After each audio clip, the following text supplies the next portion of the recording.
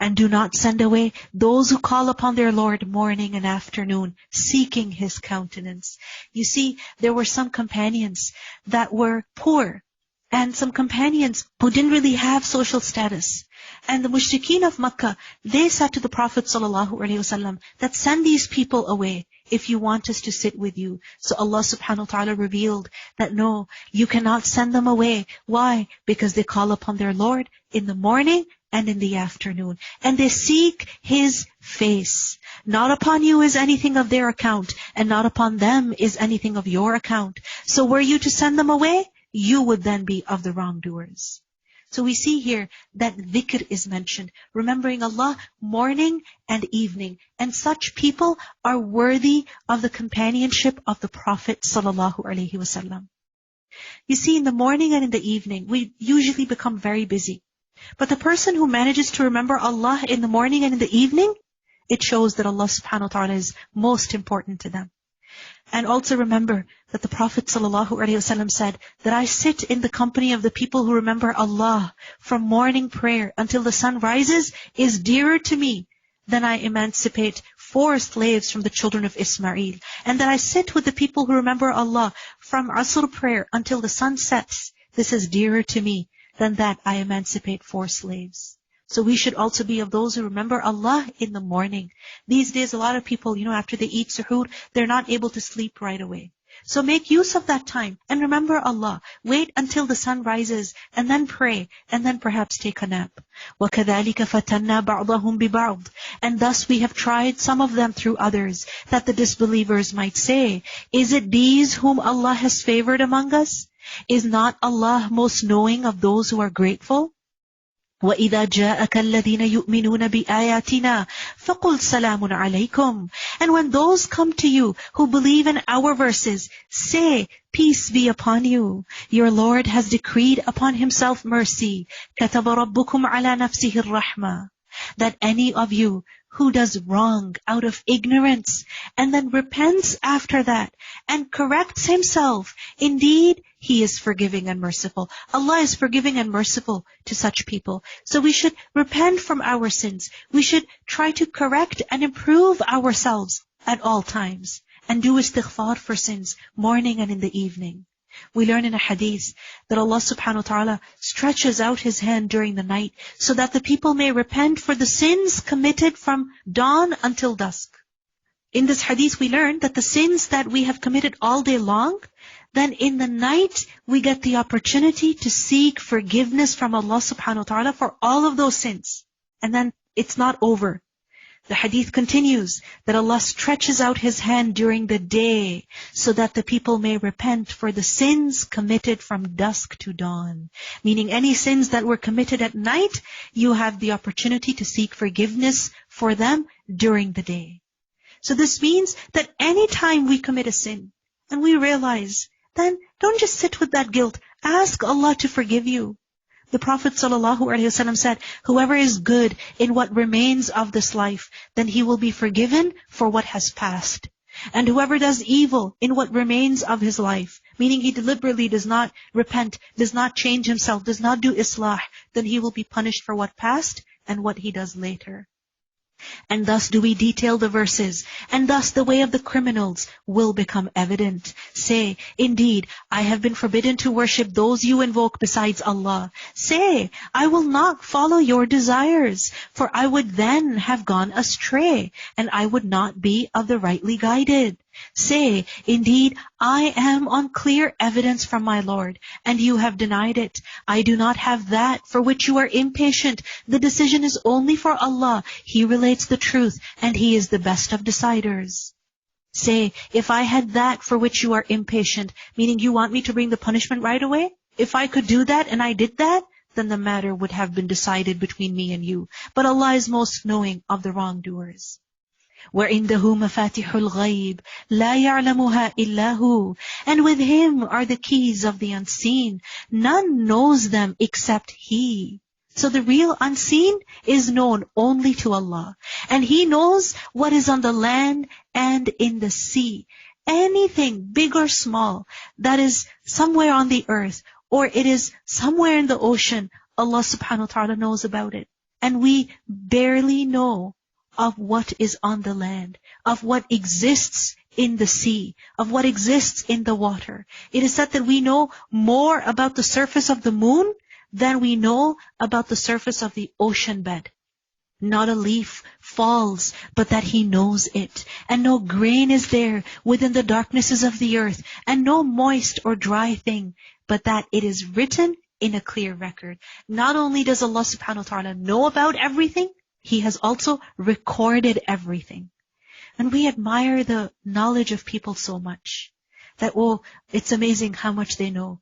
But we should also be amazed with the knowledge of Allah subhanahu wa ta'ala.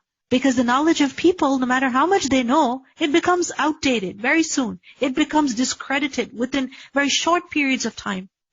Allah subhanahu wa ta'ala knows about every seed, who will eat it, where it will rest, what will become of it. He knows about every leaf, when it will fall, where it will blow to, which land it will fall on, and so on and so forth. Our knowledge is so deficient, and Allah's knowledge is perfect. So trust Him. And it is He who takes your souls by night and knows what you have committed by day. We forget what we do during the day, but Allah subhanahu wa ta'ala knows. Then He revives you therein, that a specified term may be fulfilled. ثُمَّ إِلَيْهِ مَرْجِعُكُمْ. Then to Him will be your return. Then He will inform you about what you used to do. We will be answerable to Him. وَهُوَ الْقَاهِرُ فَوْقَ عِبَادِهِ. And He is the subjugator over His servants. And He sends over you guardian angels until when death comes to one of you, our messengers take him and they do not fail. They do not fail in their duties. They take the soul when it is time to take it. The Prophet ﷺ said that when the time of a believer's departure from this world draws near, then angels descend to him from the sky, whose faces are as bright as if they were the sun. They bring with them the shroud of Jannah and its fragrance. They sit at the distance of his vision's extent. Then the angel of death comes and sits by his head and says, أَيَّتُهَا النَّفْسُ الطَّيِّبَةِ. O satisfied soul, O good soul, أُخْرُجِي إِلَى مَغْفِرَةٍ مِّنَ اللَّهِ وَرِضْوَانٍ. Come out to Allah's forgiveness and Allah's approval. So his soul exits the body like a water drop drips out of a vessel, and the angel of death receives it. But in less than the blink of an eye, the other angels take the soul and cover him in the shroud of Jannah and apply fragrance on him which they have brought. And such fragrance emanates from his body like a whiff of fragrance that is smelled on the earth. They take his soul and ascend up to the heavens. We should also ask Allah subhanahu wa ta'ala to give us a good death. ثُمَّ رُدُّوا إِلَى اللَّهِ مَوْلَاهُمُ الْحَقِّ. Then they, His servants, are returned to Allah, their true Lord. Unquestionably, His is the judgment, and He is the swiftest of the accountants. Say, who rescues you from the darknesses of the land and sea, when you call upon Him, imploring aloud and privately, if He should save us from this crisis, we will surely be among the thankful. قُلِ اللَّهُ يُنَجِّيكُم مِّنْهَا. Say, it is Allah who saves you from it. وَمِن كُلِّ كَرْبٍ. And from every distress, any distress that you experience, whether it is physical, mental, emotional, financial. Remember, Allah is the one who rescues us from it. So when in difficulty, ask Allah to rescue you. ثُمَّ أَنْتُمْ تُشْرِكُونَ. Then you still associate others with Him? You give credit to others? Say, He is the one able to send down upon you affliction from above you or from beneath your feet, or to confuse you so you become sects and make you taste the violence of one another. Allah is able to do that. Look how we diversify the signs that they might understand. So the cure to all of these troubles is istighfar.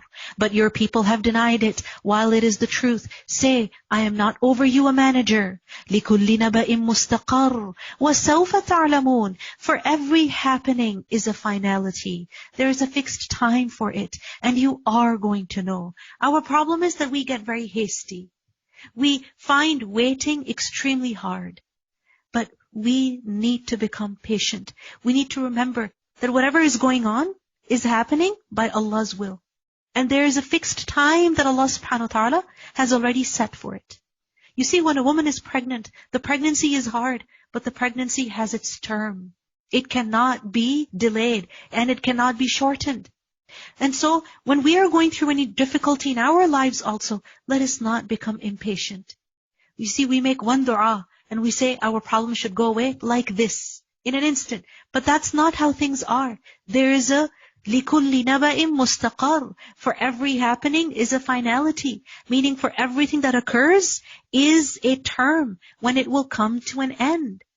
But it's the ignorant who don't understand who object at Allah's decisions. And when you see those who engage in offensive discourse concerning our verses, meaning people who are arguing about the ayat of Allah, criticizing them, making fun of them, then turn away from them until they enter into another conversation. And if shaitan should cause you to forget, because shaitan does cause us to forget good things, then do not remain after the reminder with the wrongdoing people. So we learn that we should avoid such gatherings, whether it is of Muslims or those who are not Muslim. When people are making fun of the book of Allah, when they're criticizing the Quran, when they're arguing about the Quran, then do not stay in such a place. Because remember, the Quran is for guidance. It is not to make us argue. The Prophet ﷺ said, whoever seeks knowledge in order to argue with the foolish, or to show off before the scholars, or to attract people's attention, then Allah will admit him to hell. So where seeking knowledge is highly virtuous, seeking it for the wrong reason is also sinful. The Prophet ﷺ said, do not argue through the Quran, nor deny parts of it with other parts. Meaning, do not bring in one ayah from one place and another ayah from another place, and then show them that, you know what, this ayah contradicts this ayah. Don't do that. By Allah, if the believer argues through the Quran, he will be overcome. Meaning the believer will always surrender. He will not disrespect the Quran. And if the hypocrite argues through the Quran, he will overcome. So he will end up disrespecting the Quran. So there is no real benefit in arguing about the Quran. You will only end up dishonoring the book of Allah. Accept every ayah as it is. وَمَا عَلَى الَّذِينَ يَتَّقُونَ مِنْ حِسَابِهِمْ مِنْ شَيْءٍ. And those who fear Allah are not held accountable for the disbelievers at all. So this means that if you leave them, then you are not guilty, because you have to save yourself. It is not your responsibility to go prove Islam to every single person. Yes, you should take the message of the truth to people. But when people are arguing for the sake of arguing, they're arguing from a place of arrogance and denial, then don't waste your time over there. Don't put your faith at risk. Then go and do other important things. But only for a reminder that perhaps they will fear him. So do remind them, do advise. That is your obligation. However, once you see that things are beyond your ability, then leave with dignity. And leave those who take their religion as amusement and diversion, and whom the worldly life has deluded. This is the reason why they make fun of Islam. So remember, the religion is something honorable. It is dignified. It is not for the purpose of argumentation and pastime. But in the name of freedom of speech, people say whatever they want about the Quran, even Muslims. So remember that leave those who take their religion as amusement and diversion. You don't have to be with such people. You don't have to do that. You see, our job is to change ourselves, not the Quran. But remind with the Quran, lest a soul should be given up to destruction for what it earned. Because remember, sins trap a person in this life and in the next. So it is necessary that we keep reminding people of what the Quran says so that they come out of their sins. It will have, other than Allah, no protector and no intercessor. And if it should offer every compensation, it would not be taken from it. Those are the ones who are given to destruction for what they have earned. For them will be a drink of scalding water and a painful punishment because they used to disbelieve. Say, shall we invoke instead of Allah that which neither benefits us nor harms us? And be turned back on our heels after Allah has guided us? If we were to do that, then we would be like one whom the devils enticed to wander upon the earth, confused, while he has companions inviting him to guidance, calling him that come to us. Say, Inna hudallahi huwal huda. Indeed, the guidance of Allah is the only guidance, and we have been commanded to submit to the Lord of the worlds. So remember, any time that you have questions and you have concerns and you read an ayah of the Quran and you want to understand why something has been mentioned, then always ask Allah for guidance. Before you ask people that, oh, by the way, this is what the Quran says, and what does that mean? Ask Allah for guidance. Because guidance comes from Him. It doesn't come from intellectual reasoning alone.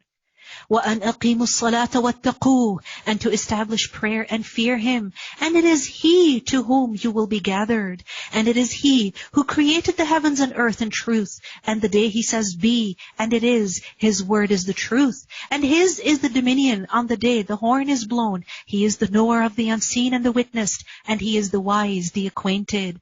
وَإِذْ قَالَ إِبْرَاهِيمُ لِأَبِيهِ, and mention when Ibrahim said to his father Azar, do you take idols as deities? Indeed, I see you and your people to be in manifest error. So Ibrahim a.s., he made the truth known over here.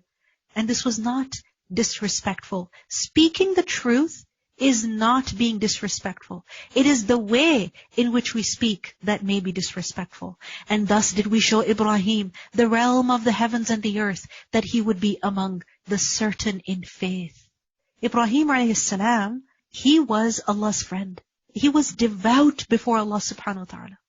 And he's truly a role model for us, an example. So we must reflect on his descriptions in the Quran to learn from them. Who was he?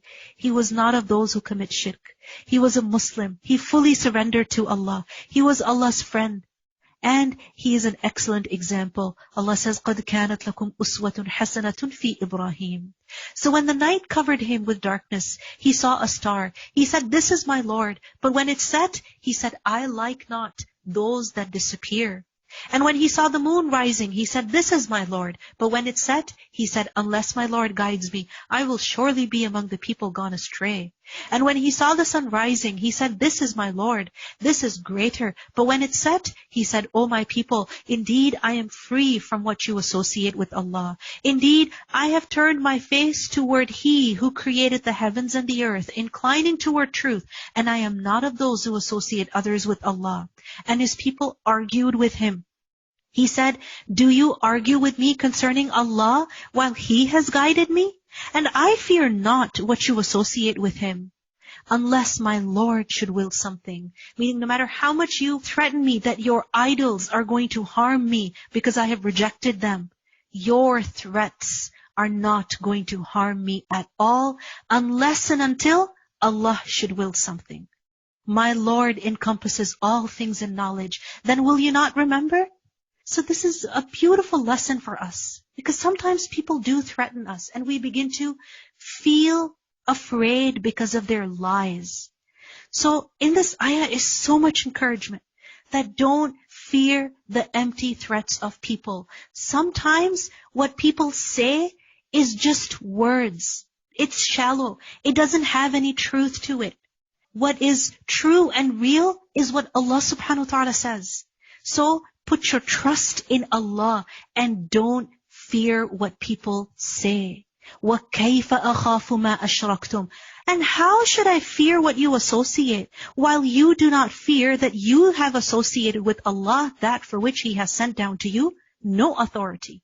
In reality, you are at fault. We are not at fault, because you are denying Allah. You are rejecting Allah. So don't think that we are at fault. So which of the two parties has more right to security, if you should know? How do you feel safe in this earth, Allah's earth, knowing that Allah subhanahu wa ta'ala is all powerful over you? الَّذِينَ آمَنُوا وَلَمْ يَلْبِسُوا إِيمَانَهُمْ بِظُلْمٍ. They who believe and do not mix their belief with injustice. And what is the greatest injustice? It is shirk. Those people, أُولَٰئِكَ لَهُمُ الْأَمْنُ. Those will have security. وَهُمْ مُهْتَدُونَ. And they are rightly guided. So remember, real safety, real security, and true peace is only felt by the one who believes in Allah alone. The one who associates partners with Allah, the one who believes that there are other things, other entities that are as strong or as powerful as Allah subhanahu wa ta'ala, then such people can never feel contentment. They can fake it, but real contentment is for those who worship Allah alone. And this contentment, this peace, this security will last forever in Jannah. The Prophet ﷺ said, he who meets Allah without associating anything with Allah will enter paradise. And he who meets Him associating anything with Him will enter hellfire. And that was our conclusive argument, which we gave Ibrahim against his people. We raise by degrees whom we will. Indeed, your Lord is wise and knowing. So these are the fruits that Ibrahim a.s. received because of his tawheed. Because of the fact that he believed in the oneness of Allah subhanahu wa ta'ala. He loved Allah subhanahu wa ta'ala the most. He feared Allah subhanahu wa ta'ala the most. And these are some of the fruits that he received. What were they? That Allah subhanahu wa ta'ala raised his ranks. Allah subhanahu wa ta'ala gave him confidence, yaqeen in the face of rejection. And He gave him the ability to remain firm. He raised his ranks, so he got his reward in the world. And in the hereafter also, he will be given a great reward. Allah gave him preference over the people of the worlds. And we gave to Ibrahim, Ishaq and Yaqub, all of them we guided, and Nuh we guided before. And among his descendants, Dawood and Sulaiman and Ayyub and Yusuf and Musa and Harun. Thus do we reward the doers of good. Ibrahim a.s., you see, when he was calling people to Allah, he was alone. Hardly anybody believed in him. But look at his determination. He did not give up. And what happened? Allah subhanahu wa ta'ala caused that good to continue for centuries. That even today, we take the example of Ibrahim alayhi salam. So sometimes we feel afraid and we feel very disappointed when we are rejected by people. But there's no need to feel disappointed over there, because you are putting your trust in Allah. And remember, Allah will not waste your sincere effort. And Zakaria and Yahya and Isa and Ilyas, kullum min as-salihin, all were of the righteous, one prophet after another, one nation after another. And Ismail and Al-Yasar and Yunus and Lut, wa kullan faddalna ala al-alamin. And all of them we preferred over the worlds. And some among their fathers and their descendants and their brothers. And we chose them and we guided them to a straight path. ذَلِكَ هُدَى اللَّهِ. That is the guidance of Allah. يَهْدِي بِهِ مَن يَشَاءُ مِنْ عِبَادِهِ. By which He guides whomever He wills of His servants. But if they had associated others with Allah, then worthless for them would be whatever they were doing. So remember, shirk is not accepted by Allah subhanahu wa ta'ala. No matter who it is, even if it's a prophet of Allah, because you see so many prophets are mentioned here. If they were to do shirk, then their deeds would be wasted. May Allah protect us from any form of shirk, major or minor. Those are the ones to whom we give the scripture and authority and prophethood. But if the disbelievers deny it, then we have entrusted it to a people who are not there in disbelievers. So if the people of Makkah denied the Prophet ﷺ, no harm, no loss. Because Allah subhanahu wa ta'ala brought another people. So when a person rejects Allah, they're only depriving themselves. أُولَٰئِكَ الَّذِينَ هَدَى اللَّهِ. Those are the ones whom Allah has guided. فَبِهُدَاهُ مُقْتَدِهِ. So from their guidance, take an example. Follow their example. Say, I ask of you for this message, no payment. It is not but a reminder for the worlds. وَمَا قَدَرُ اللَّهَ حَقَّ قَدْرِهِ. And they did not appraise Allah with true appraisal. The fact is that they have not recognized Allah. The fact is, they don't know who Allah is. This is why they dare to reject Him and they dare to reject His messengers. Especially when they said Allah did not reveal to a human being anything. Say, who revealed the scripture that Musa brought as light and guidance to the people? You make it into pages, disclosing some of it and concealing much. And you were taught that which you knew not, neither you nor your forefathers. Say Allah revealed it, then leave them in their empty discourse, amusing themselves. Let such people be. And this Quran is a book which we have sent down, blessed and confirming what was before it. This Quran is Mubarak. It's a source of blessing, that you may warn the mother of the cities and those around it, because Makkah is central. Those who believe in the hereafter believe in it, and they are maintaining their prayers. And who is more unjust than one who invents a lie about Allah, or says, it has been revealed to me, while nothing has been revealed to me? And there have been many people who have made this false claim. Remember, the Prophet ﷺ was the last and final messenger and prophet, and no prophet is coming after him.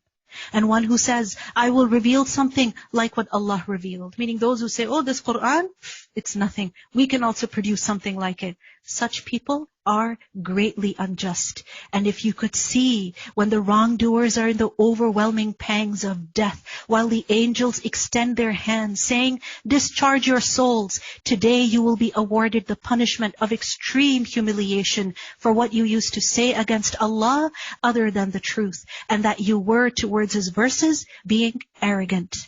So the thing is, that any person who is arrogant to accept the book of Allah, any person who is arrogant to surrender to Allah, should think that how long will I have my freedom?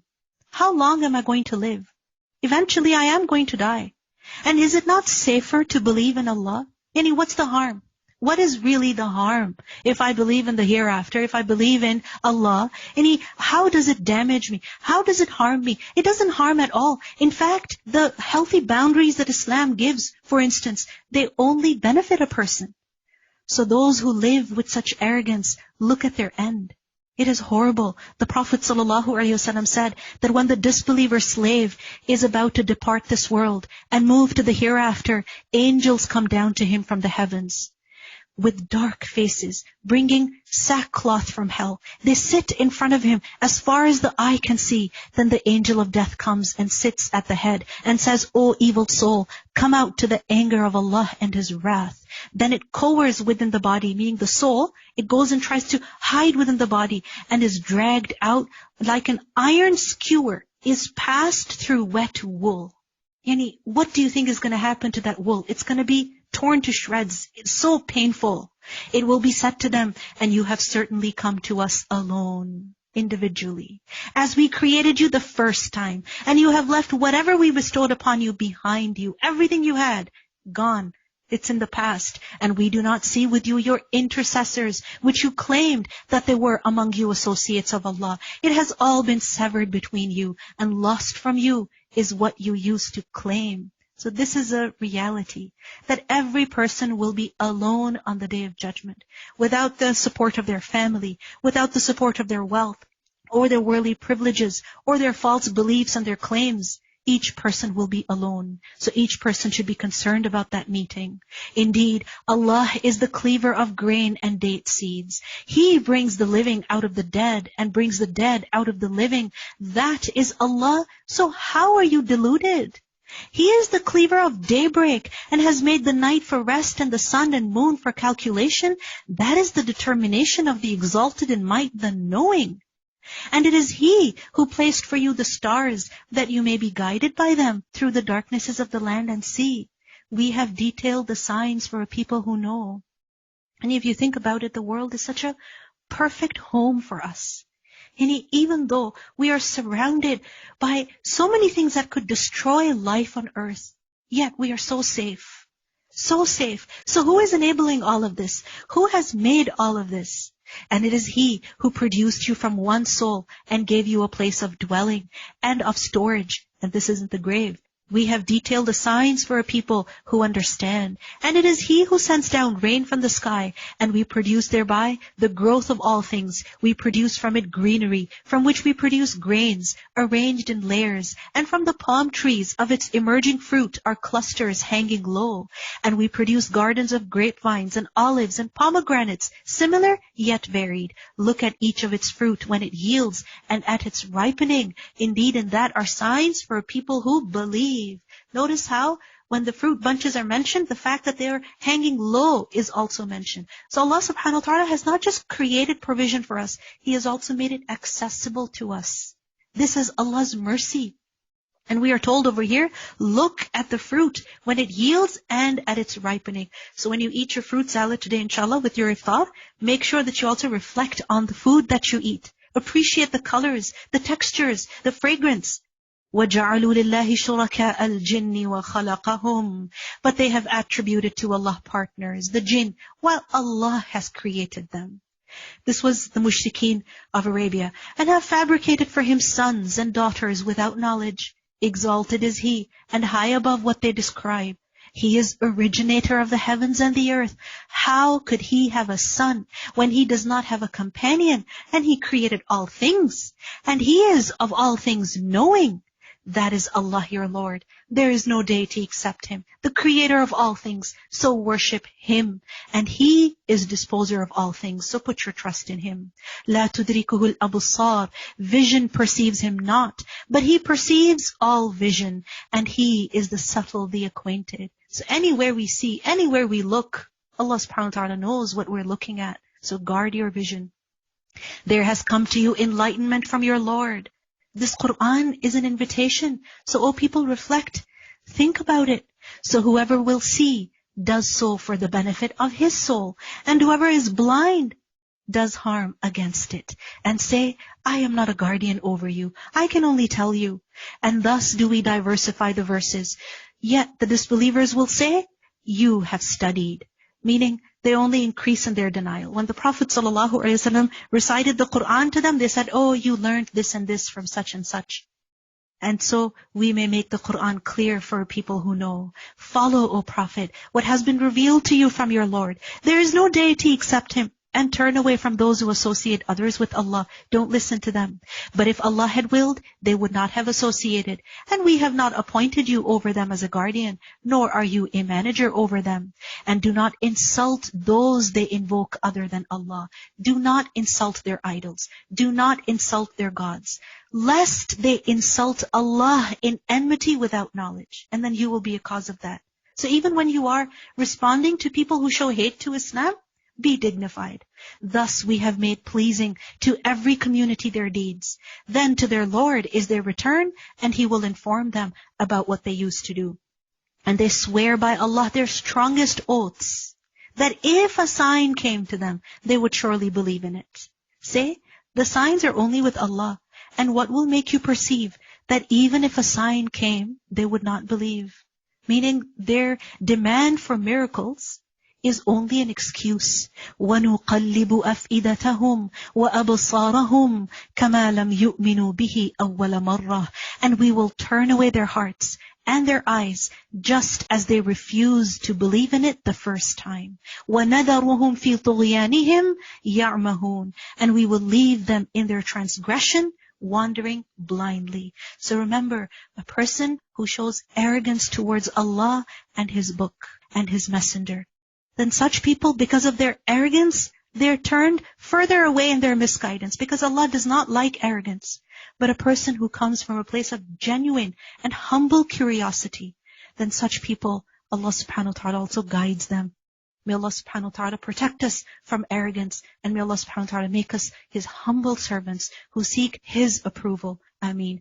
سبحانك اللهم وبحمدك أشهد أن لا إله إلا أنت أستغفرك وأتوب إليك. السلام عليكم ورحمة الله وبركاته.